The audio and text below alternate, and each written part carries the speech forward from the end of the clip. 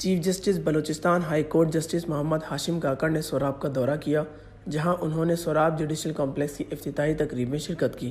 تقریب میں پولیس کے چاق و چوبند دستے نے ان کو سلامی پیش کی۔ اس موقع پر جسٹس اعجاز سواتی، جسٹس عبداللہ، جسٹس کامران خان ملخیل اور جسٹس سردار حلیمی بھی ان کے ہمراہ موجود تھے۔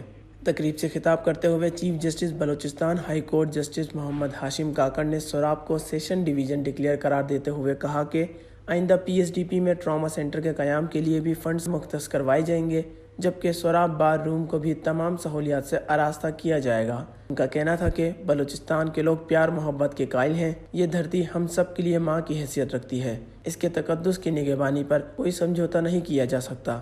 انہوں نے اپنے خطاب میں ریٹائرڈ ہونے والے ججز جسٹس نذیر لانگو کی خدمات کو خراج تحسین پیش کرتے ہوئے انہیں ایک آئیڈیل منصف اور ان کی مدت کو ایک مثالی دورانیہ قرار دیا۔ چیف جسٹس محمد ہاشم کاکڑ کا مزید کہنا تھا کہ صوبے میں لاپتہ افراد کا مسئلہ بہت سنجیدہ ہے، اس سلسلے میں ایک با اختیار کمیشن بنانے کی ضرورت ہے۔ قومی وسائل کے ضیاع اور میرٹ کی پامالی پر خاموش نہیں بیٹھ سکتے۔ ترقیاتی منصوبوں کو ادھورا چھوڑ کر قومی خزانے کو نقصان پہنچانے میں ملوث افراد سے بھی حساب لیا جائے گا۔